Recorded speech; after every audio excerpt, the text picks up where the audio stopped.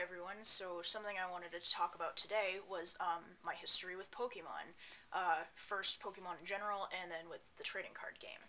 So I remember in 1998, at the beginning of September, is when the anime came out.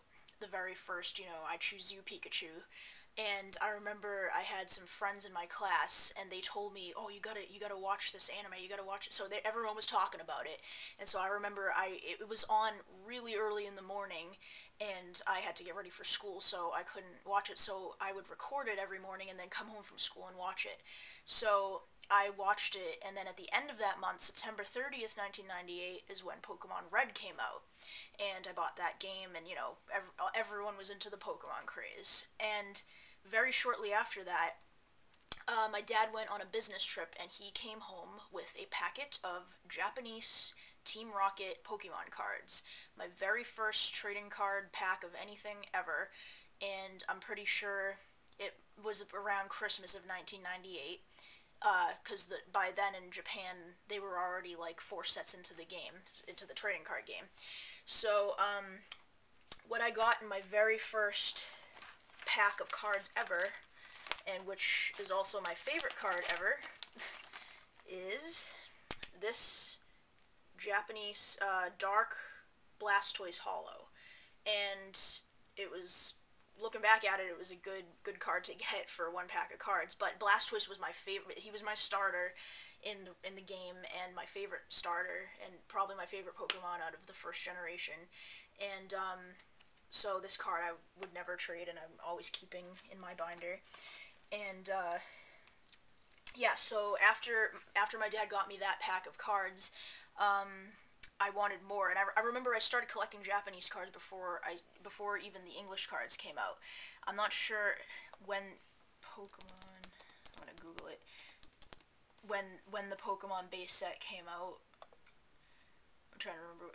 Oh, December 12th, 1998. Yeah, so the base set came out at the end of the year, but I think like maybe around that time I started collecting Japanese cards, and until the English cards came out, then I started collecting the English cards and went crazy with that. So yeah, that's how I started getting into it. Then I stopped playing Pokemon probably in the year 2000, maybe 2001, around 2000 or 2001, and of course I got into Yu-Gi-Oh very heavily in 2002. So the last set that I collected was Neo Genesis, actually. So pretty early on I stopped, and then a couple months ago, in 2010, uh, I started collecting the cards again. I don't know what.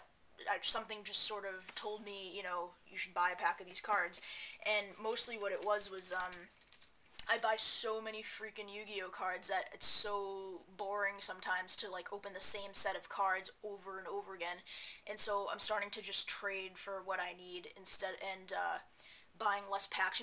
I'm still gonna buy a box of every set. I'm still gonna buy Yu-Gi-Oh stuff and make Yu-Gi-Oh videos and all that stuff, but it just got kind of boring to be buying random packs because I like have everything. So I started, I saw these Pokemon cards, and I said, I should buy, just for old time's sake, I should see what the Pokemon cards are like. So I opened them up, and the artwork was so nice. Some of them look like paintings, and it's almost more fun to open a pack of Pokemon cards than it is a pack of Yu-Gi-Oh cards.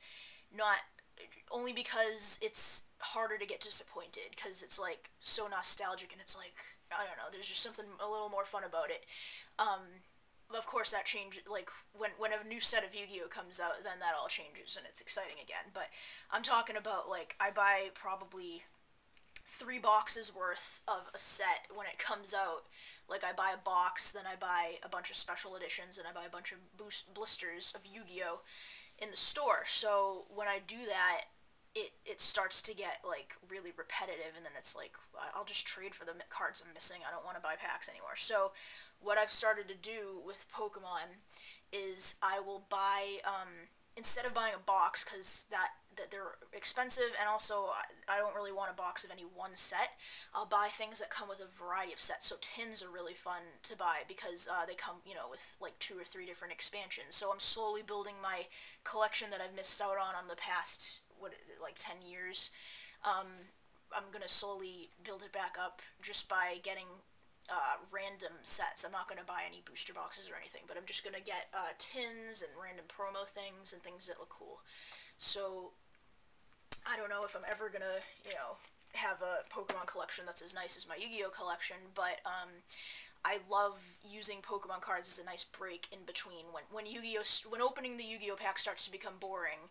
Opening Pokemon packs is a nice little refresher in between.